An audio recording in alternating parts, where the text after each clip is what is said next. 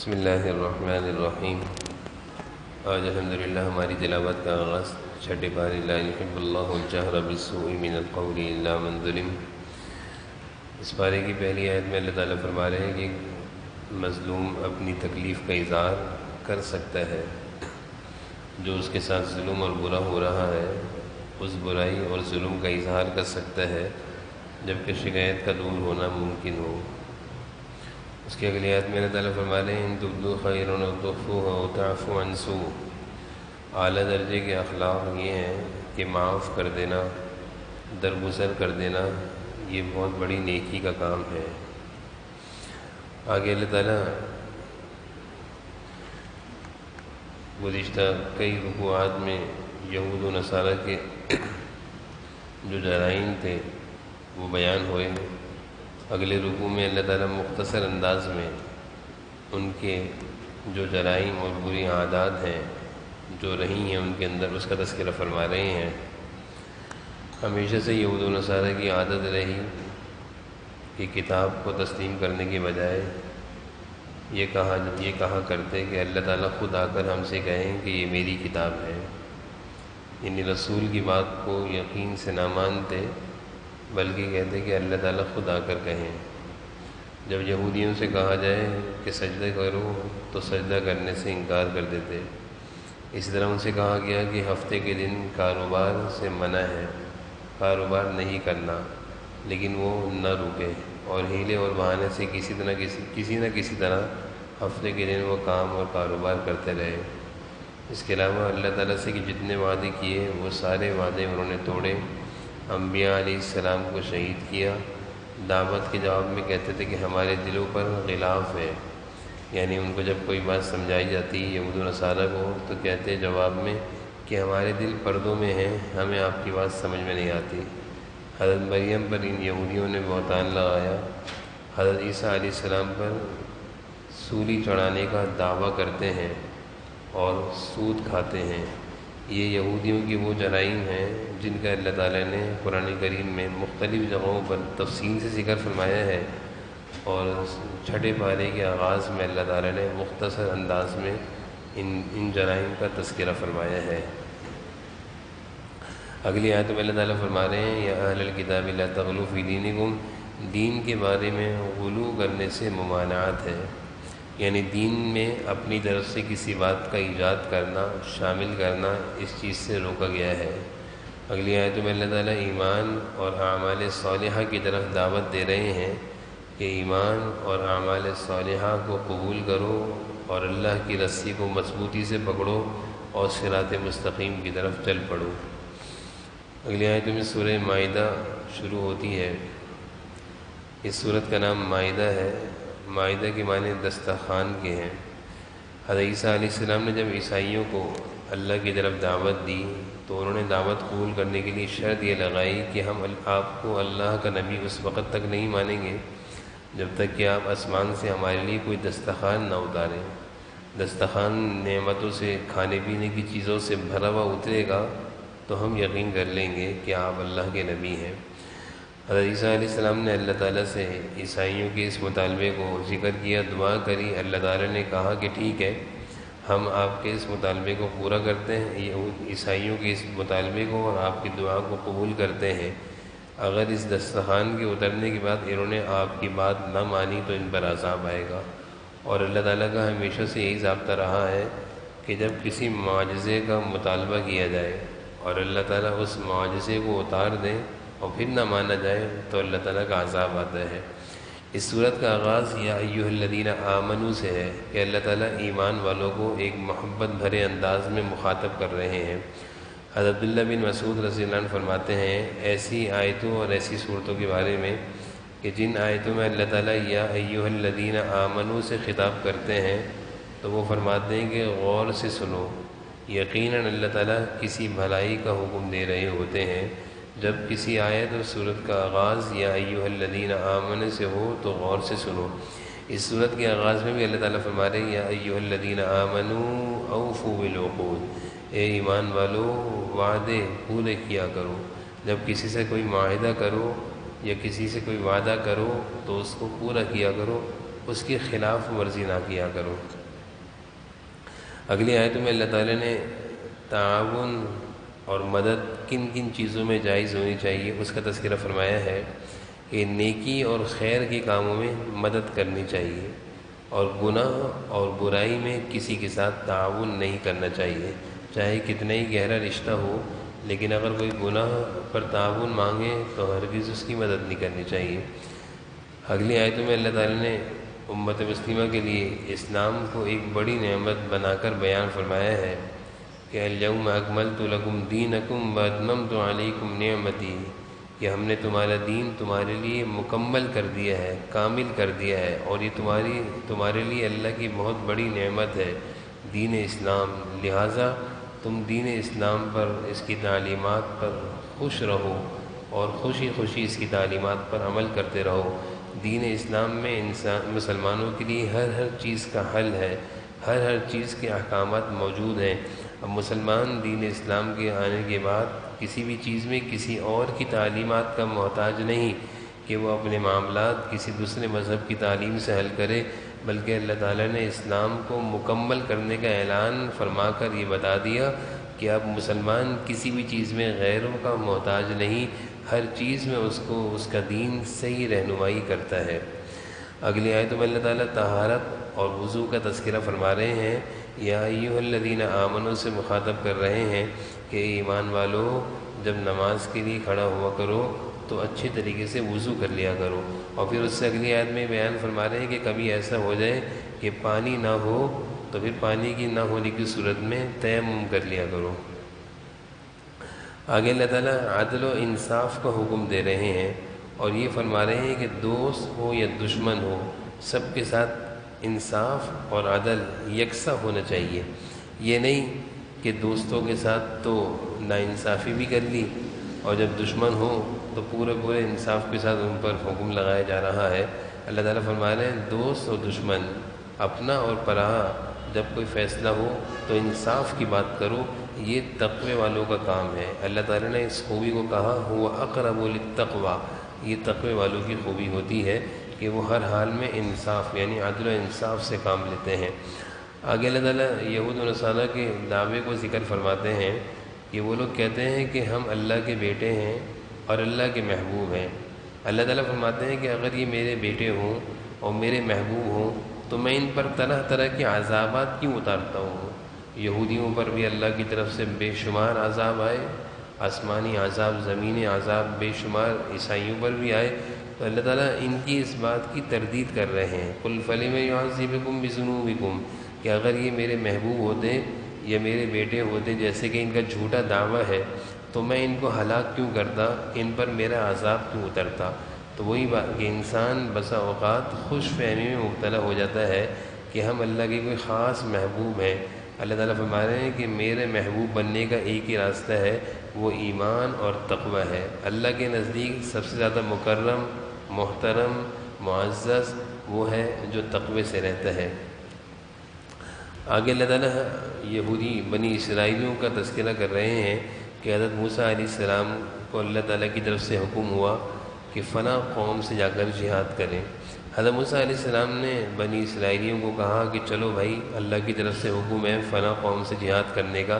تو بنی اسرائیلیوں نے، یہودیوں نے حضرت موسیٰ علیہ السلام کو کہا انت وربک فقاتلا، تم اور تمہارا رب خود جا کر جہاد کرو، ہم تو نہیں کریں گے جہاد۔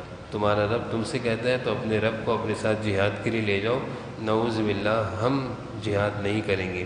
یہ یہودیوں کی بری خصلت تھی کہ اللہ تعالیٰ کے حکم کو اس طرح پامال کیا کرتے تھے، اللہ تعالیٰ کے حکم کو اس طرح اس کی نافرمانی کیا کرتے تھے۔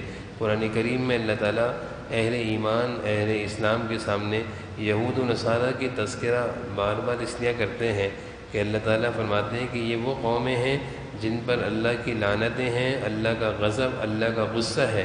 اے ایمان والو، تم ان کی بری خصلتوں سے اور ان کی بری عادتوں سے بچے رہنا، جن بری عادتوں میں یہ مبتلا ہوئے اور عذاب کا شکار ہوئے۔ یہی وجہ اللہ تعالیٰ بار بار ان کی برائیوں کو، ان کے جرائم کو اللہ تعالیٰ ذکر کرتے رہتے ہیں۔ آگے اللہ تعالیٰ حضرت آدم علیہ السلام کے دو بیٹے حابیل اور قابیل، ان کا تذکرہ کرتے ہیں کہ ان دونوں نے اللہ کے سامنے قربانی پیش کی، اور اس زمانے میں قربانی کے قبول ہونے کی علامت یہ تھی کہ جب انسان کوئی قربانی کرتا تو اس کا گوشت جنگل میں چھوڑ دیتے، آسمان سے آگ آتی اور اس کو جلا دیتی، یہ علامت تھی کہ اس کی قربانی قبول ہو گئی۔ تو ایک بیٹی کی قربانی قبول ہوئی اور دوسرے کی قربانی قبول نہ ہوئی، اسی کا تذکرہ ہے۔ اللہ تعالیٰ تقوی والوں کے اعمال کو قبول فرماتے ہیں، نیک لوگوں کی کاموں کو، عبادتوں کو، ان کی قربانیوں کو، ان کے عمل کو اللہ تعالیٰ قبول فرماتے ہیں۔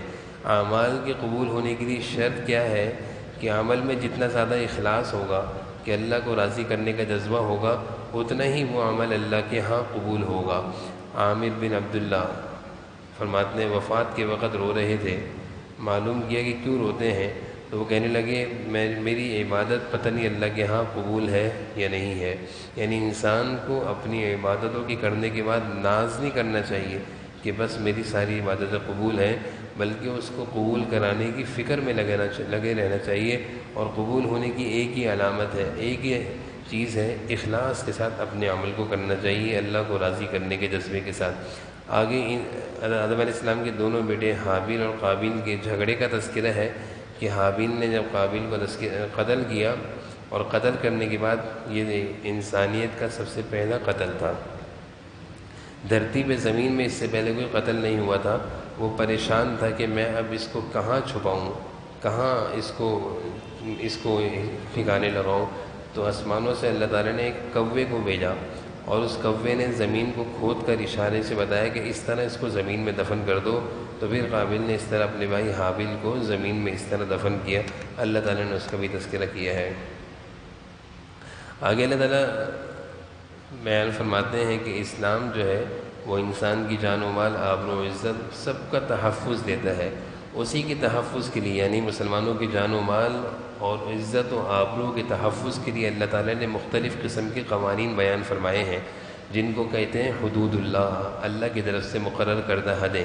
چنانچہ جو لوگ زمین میں فساد مچاتے ہیں اور جو لوگوں کا مال چھینتے ہیں، جن کو معاشرے میں ڈاکو کہا جاتا ہے، اور لوگوں کی جان پر حملہ آور ہوتے ہیں، اللہ تعالیٰ نے ان لوگوں کی سزا قرآن میں بڑی سخت ذکر فرمائی ہے، اور فرمایا کہ انما جزاء الذین یحاربون اللہ ورسولہ ویسعون فی الارض فسادا ان یقتلوا، ان کو قتل بھی کرو، ان کو سولی بھی چڑھاؤ، ان کے ہاتھ پاؤں بھی کاٹو، اور ان کو لٹکا دو۔ یعنی جو لوگ لوگوں کی جان و مال اور عزت کو نقصان پہنچاتے ہیں، یہ زمین میں فساد کرتے ہیں، اللہ کو اپنی دھرتی پر فساد پسند نہیں، اور نہ ہی اللہ تعالیٰ فسادیوں کو برداشت کرتے ہیں، اس لیے سخت سزا اللہ نے مقرر کی ہے کہ صرف ان کو مارو نہیں، بلکہ ان کی سولی بھی دو، ان کے ہاتھ پاؤں بھی کاٹو، اور ان کی لاش کو لٹکائے رکھو، تاکہ لوگوں کے لیے عبرت بنے۔ پھر اس کے اگلی آیتوں میں اللہ تعالیٰ چور کی سزا بیان کر رہے ہیں کہ اگر کوئی شخص چوری کرتا ہے، کسی کا مال چوری کرتا ہے، تو اس کے ہاتھ کاٹ دو، اس کا ہاتھ کاٹ دو، تاکہ وہ اس جرم سے آئندہ کے لیے باز آ جائے، اور لوگ اس مجرم کو جب دیکھیں تو وہ بھی اس جرم سے باز رہیں۔ تو قرآن کریم میں اللہ تعالیٰ نے مختلف گناہوں کی سزائیں مقرر کی ہیں، جس کو حدود کہتے ہیں، اور یہ دھرتی اللہ کی ہے، انسان بھی اللہ نے بنائے ہیں، اور اس دنیا کو بھی اللہ نے بنایا ہے۔ اللہ ہی بہتر جانتے ہیں کہ اس زمین پر امن و امان کیسے قائم رہے گا۔ چنانچہ اللہ تعالیٰ نے امن و امان کو قائم کرنے کے لیے زمین میں یہ حدیں مقرر کی ہیں کہ جب کوئی اس طرح کا جرم کرے تو اس کو اس طرح سزا دو۔ جب اللہ تعالیٰ کی طرف سے مقرر کردہ حدود، حدیں زمین پر نافذ ہوں گی، تو زمین پر جو جرم اور جرائم ہوتے ہیں ان کا خاتمہ ہو جائے گا۔ آگے اللہ تعالیٰ مزید ذکر فرماتے ہیں یہود و نصارہ کی دوستی کے حوالے سے۔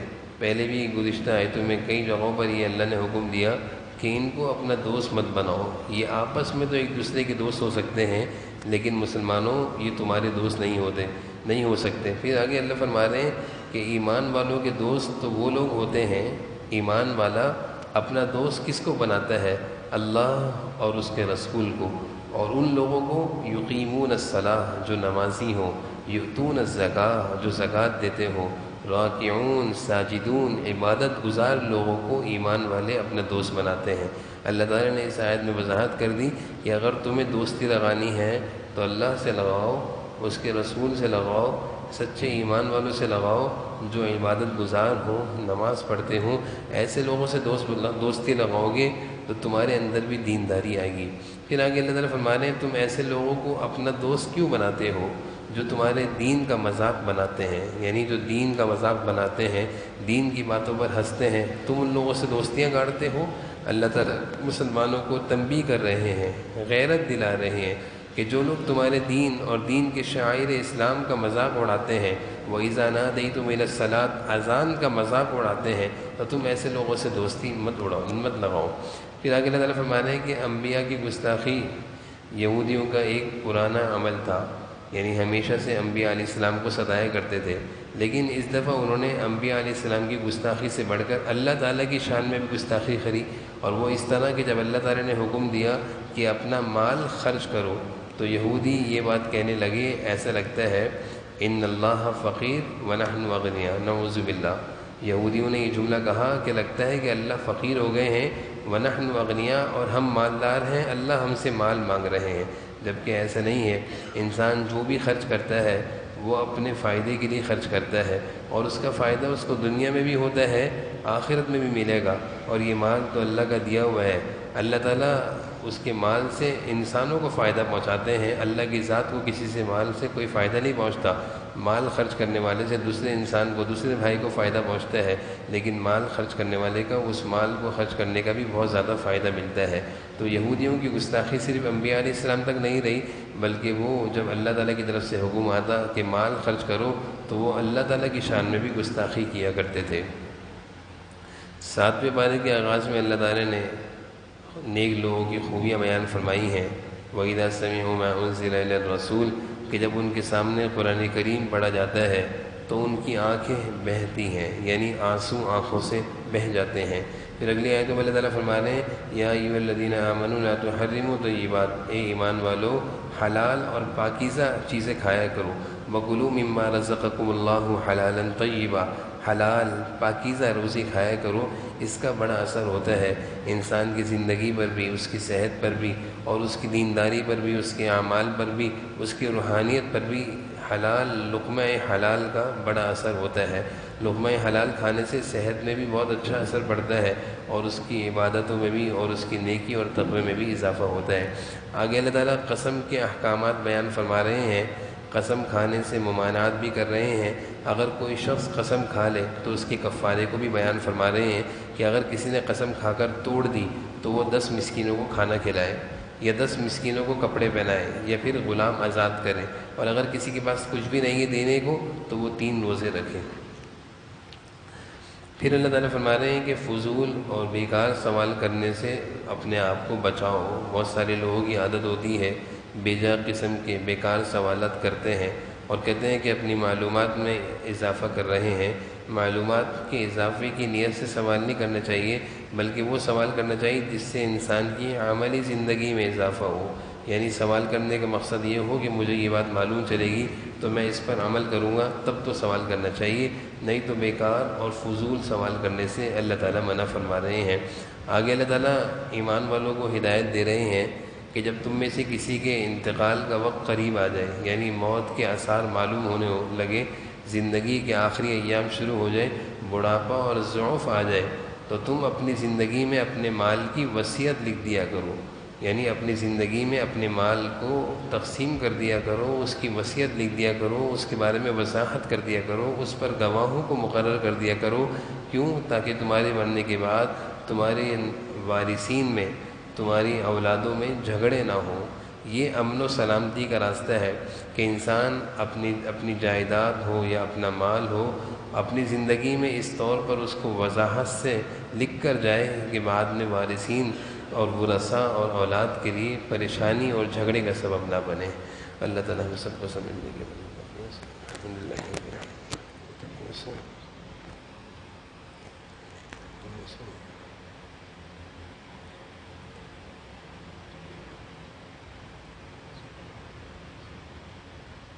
صلی اللہ تعالیٰ علیہ وسلم۔